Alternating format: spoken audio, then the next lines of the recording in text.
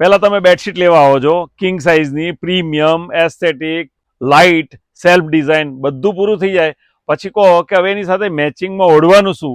અરે ભાઈ, એના માટે આ બેસ્ટ વસ્તુ છે દોહરના સેટ. કિંગ સાઇઝની પ્રીમિયમ બેડશીટ, 2 કવર અને એ જ કપડામાં એ જ વસ્તુમાં ઓઢવાનું કોટનનું બ્લેન્કેટ, અને એ પણ 300 TC કોટન સાટીનમાં.